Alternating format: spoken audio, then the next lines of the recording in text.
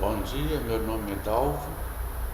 Vamos dar continuidade à leitura do livro A Caminho da Luz, ditado pelo Espírito Emmanuel, psicografado por Chico Xavier.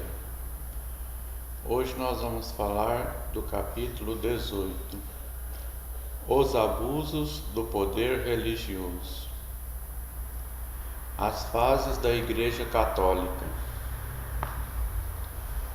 Apesar dos numerosos desvios da Igreja Romana, que esquecera os princípios cristãos tão logo que chamada aos gabinetes da política do mundo, nunca o catolicismo foi de todo abandonado pelas potências do bem no mundo espiritual.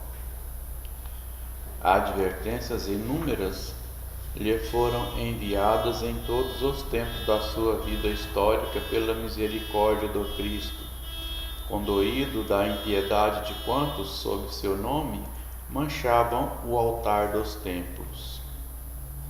Enquanto esteve subordinada aos imperadores de Constantinopla, a instituição católica trabalhou para libertar-se de semelhante tutela, procurando a mais ampla independência espiritual, somente conseguida depois do Papa Estevão II, em 756, com a organização do chamado Patrimônio de São Pedro.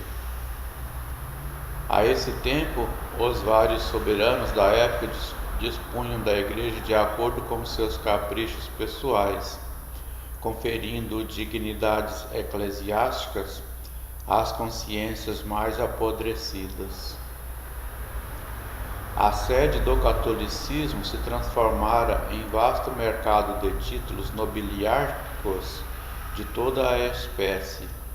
Até depois do século X, semelhante situação de descalabro moral marchava para a frente num crescendo espantoso. Os apóstolos do Divino Mestre nas claridades do infinito deploram semelhantes espetáculos de indigência espiritual e promovem a reencarnação de numerosos auxiliares da tarefa remissora nas hostes da regra de São Bento. Esses missionários da verdade e do bem operam a restauração do mosteiro de Cluny, de onde sairiam pensamentos novos e energias regeneradoras. Gregório VII. Foi nesse movimento de restauração que Hildebrando, conhecido como Gregório VII, ouvindo as inspirações que lhe desciam ao coração do plano invisível, preparou-se para a missão que o esperava no Vaticano. Sua figura era das mais importantes do século XI, pela fé e pela sinceridade que lhe caracterizaram as atitudes. Eleito Papa após a desencarnação de Alexandre II, reconheceu que as primeiras providências que lhe competiam eram as do combate ao simonismo no seio da instituição católica e as do restabelecimento da autoridade da Igreja, que ele desejou sinceramente reconduzir ao seio do cristianismo, embora as lutas sustentadas contra Henrique IV façam parecer o contrário. Convocando um concílio em Roma, no ano de 1074, procurou reprimir a enormidade de tantos abusos referentes ao mercado dos sacramentos e às honras eclesiásticas. Filipe I e Henrique IV prometem amparo e auxílio às decisões do pontífice, no sentido de regenerar a organização da Igreja. Henrique IV, porém, prestigiado pelos bispos culpados de simonia, fugiu ao cumprimento da promessa e, depois de exortado por Gregório VII, tenta depô-lo, reunindo em Worms um símbolo de sacerdotes transviados. O Papa excomunga o príncipe rebelado ocorrendo então os célebres acontecimentos de Canossa. A luta ainda não havia terminado quando Gregório VII se desprende do mundo em 1085, deixando, porém, o caminho preparado para a Concordata de Worms, que se realizaria em 1122 com Henrique V, com a independência da Igreja e a regeneração aproximada de sua disciplina. As advertências de Jesus. Instalada nas suas imensas riquezas e dispondo de todo o poder e autoridade, a Igreja poucas vezes compreendeu a tarefa do amor que competia à sua missão educativa. Habituada a mandar sem restrições, muitas vezes recebeu as advertências de Jesus à conta de heresias condenáveis que era preciso combater e profligar. As exortações do alto não se faziam sentir tão somente no seio das ordens religiosas, onde penitentes humildes proporcionavam aos seus orgulhosos superiores eclesiásticos as mais santas lições da piedade cristã. Também na sociedade civil, as sementes de luz deixavam entrever os mais esperançosos rebentos de compreensão e de sabedoria acerca do Evangelho e dos exemplos do Cristo. Neste caso está Pedro de Vaux, que, embora sendo um homem de negócios em Lyon, desligou-se de todos os laços que prendiam as riquezas humanas, despojando-se de todos os bens em favor dos pobres e necessitados, comovido com a leitura da exemplificação de Jesus no seu Evangelho de amor e redenção. Esse homem extraordinário, a quem fora cometida a missão de instrumento da vontade do Senhor, mandou traduzir os livros sagrados para a leitura pública e, junto a outros companheiros que passaram a história com o nome de valdenses, iniciou amplo movimento de pregações evangélicas à maneira dos tempos apostólicos. Os pobres de Lyon foram excomungados, principalmente pelo arcebispo da cidade, e mais tarde, em 1185, pelo pontífice do Vaticano.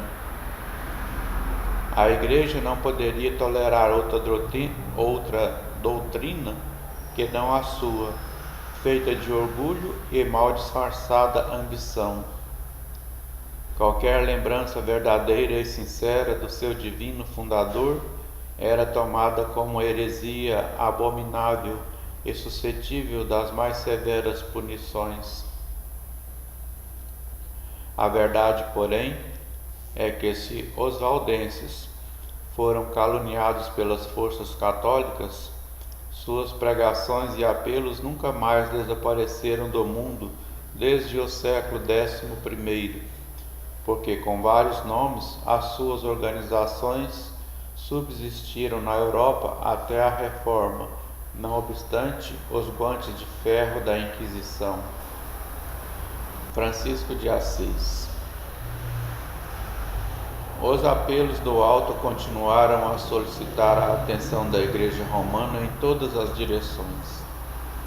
As chamadas heresias brotavam por toda parte onde houvesse consciências livres e corações sinceros, mas as autoridades do catolicismo nunca se mostraram dispostas a receber semelhantes exortações.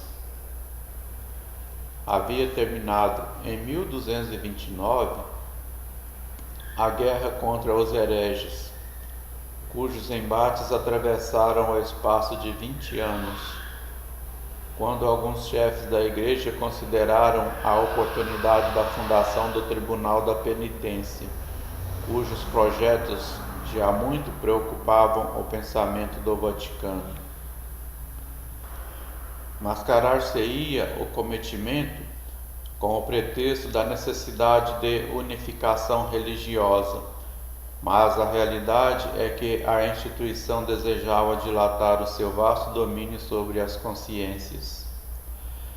Todavia, se a Inquisição preocupou longamente as autoridades da Igreja antes da sua fundação, o negro projeto preocupava igualmente o espaço, onde se apresentaram providências e medidas de renovação educativa.